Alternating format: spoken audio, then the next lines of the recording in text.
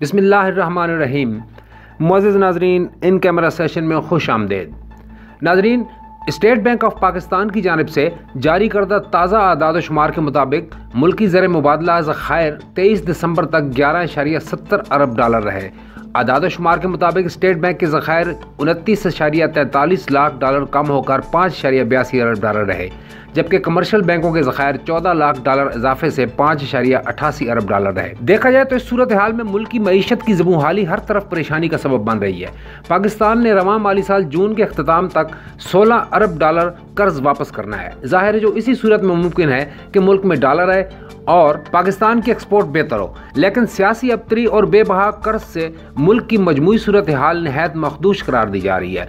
गुज़श्ता दौरे हुकूमत में 43 अरब डॉलर का कर्जा लिया गया, लेकिन माहिरीन के बकौल ये कर्ज अल्ले तल्लों में खर्च किया गया। किसी किस्म के तरक्याती काम नहीं किए गए, ना ही इन्वेस्टर्स के लिए मुल्की हालात बेहतर किए गए, जिसके नतीजे में आज ये सूरत हाल है कि हम सालाना बैरूनी कर्ज अदा करने के काबिल भी नहीं हैं। माहिरीन मुआशियात इस हवाले से खासे तहफ़्फ़ुज़ात का इज़हार कर रहे हैं। माहिर मुआशियात डॉक्टर सलमान शाह का इन कैमरा सेशन से बात करते हुए कहना है कि हमें डॉलर की ज़रूरत 2-3 चीज़ों की वजह से होती है।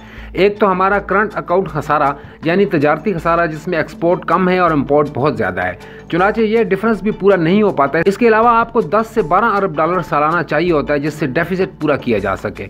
दूसरा, हमारा सबसे बड़ा मसला बैरून मुल्क कर्जे हैं, वो अब 130 अरब डॉलर के हैं, जिनके लिए हर साल आपको 20 अरब डॉलर वापस करना होता है। या तो उन्हें वापस करें या फिर रीफाइनेंस कराएं, यानी 20 अरब ये हो गया, 10 अरब करंट अकाउंट हो गया, ये तकरीबन 30 अरब डॉलर बनता है। इसके अलावा आप पर बैरूनी कर्जों का सूद भी 3-4 अरब डॉलर सालाना है, सो ये 34 से 35 अरब डॉलर बनता है। अब सालाना इतना तो आपने हर हाल में बंदोबस्त करना है। इसके लिए सबसे अहम तो IMF का प्रोग्राम है, जिसमें इनका कहना है कि आप एक्सचेंज रेट को तब्दील होने दें ताकि इंपोर्ट्स महंगी हों और एक्सपोर्ट की जानिब आपकी तवज्जो ज़्यादा हो। वो हम कर नहीं पाते क्योंकि जितने फाइनेंस मिनिस्टर आते हैं उनकी मर्दानगी मुतासर होती है। इस वजह से हमारा ये खसारा चलता रहता है। इस वक्त मार्केट में 258 रुपए का डॉलर है, लेकिन फाइनेंस मिनिस्टर इसे 225 पर लेकर बैठा हुआ है। इसकी वजह से आप देखेंगे कि डॉलर आने बंद हो गए हैं और वो हवाला हुंडी में चले गए हैं। एक तो इसे दुरुस्त करने की ज़रूरत है। तीसरे ये कि आपके बैरून मुल्क जो कर्जे हैं वो 4 किस्म के हैं। एक तो आपके दोस्त ममालिक हैं जिनमें चीन, सऊदी अरब और UAE वगैरह हैं। आपने उनके साथ बैठ कर इन्हें रीशेड्यूल करना है और एक्स्ट्रा कर्जे लेने भी हैं। ये कुछ 30-40 अरब डॉलर के कर्जे बनते हैं, ये निकल जाएंगे। फिर आप पेरिस क्लब के कर्ज़ों को देखेंगे जो यूरोपीय ममालिक के एडवांस ममालिक के कर्जे हैं, उनके साथ आपको बैठना पड़ेगा और उन्हें भी रीशेड्यूल कराना पड़ेगा। फिर मल्टी नेशनल इंस्टीट्यूशंस हैं, इनके कर्जे हैं जैसे वर्ल्ड बैंक और एशियन डेवलपमेंट बैंक, इनके साथ बैठकर भी आपको प्रोग्राम बनाना पड़ेगा कि नए कर्जे वो इतने दें कि पुराने कर्जे भी अदा हो जाएं और आपकी डेवलपमेंट भी चल सके। चौथे हैं आपके कमर्शियल बैंक के कर्जे जो कि 500 अरब डॉलर के करीब हैं। उनकी अदायगी इंश्योर करनी होगी ताकि वो आपको नए कर्जे भी जारी करते रहें और कारोबार चलता रहे। सबसे पहले तो आपको ये इकदाम करने हैं। अगर ये कर जाते हैं तो फिर स्टेबिलिटी आ सकती है। ये दुरुस्त हो जाए तो फिर अपने मुल्क की स्ट्रक्चरल प्रॉब्लम को दुरुस्त करना है। जिसमें बिजली का निज़ाम है वो इम्पोर्टेड हो गया है, उसे आपको डोमेस्टिक करने की ज़रूरत है। आप हाइड्रो, सोलर और थर्मोकोल से बिजली पैदा करें, इसमें 5 से 10 बरस लगेंगे जो अभी से शुरू कर देना चाहिए। फिर आपको मुल्क में फॉरेन इन्वेस्टमेंट लेकर आनी है। अपने हालात बेहतर करें ताकि इन्वेस्टमेंट आए, लोगों को तिजारत के लिए मौके और माहौल दें।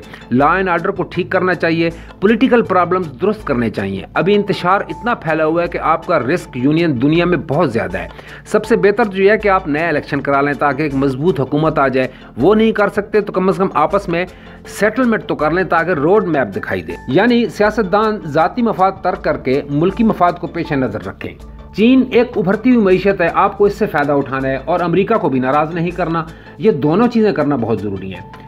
इस सवाल पर कि एक्सपोर्ट कैसे बढ़ाएं, हमारे पास मादनी ज़खायर बेइंतहा हैं, तो उन पर उनका कहना था, देखें माइनिंग इंडस्ट्री तो हमने बड़ी होने ही नहीं दी। हमारे पास बड़ी कंपनियां नहीं हैं। जैसे सऊदी अरब तेल निकालता है तो उसकी बड़ी कंपनी है आरामको, वो दुनिया की सबसे बड़ी कंपनी है। हम तांबा, कोयला, नमक, सॉफ्ट स्टोन प्रॉपर नहीं निकाल सकते, औने पौने बेचकर काम चलाते हैं। इसके लिए इंडस्ट्री बनानी पड़ती है जो कि हमारे यहाँ नहीं है। यहाँ तो ब्यूरोक्रेसी हर चीज़ पर हावी है। बहुत से सफ़ेद हाथियों से जान छुड़ाना पड़ेगी, इन्हें बेचकर कर्ज उतारें। मौजूदा हुकूमत इन तमाम कामों के काबिल नहीं है। ये तो IMF के साथ एक समझौता भी मुकम्मल नहीं कर सकती।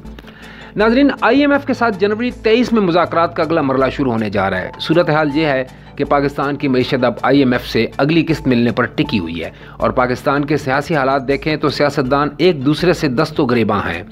ऐसे में जब तक सियासी जमातें मुआशी इस्लाहात के लिए यकजान होकर कोई फैसला नहीं लेंगी तो पाकिस्तान कर्ज़ों और IMF की दलदल में मज़ीद फंसता चला जाएगा।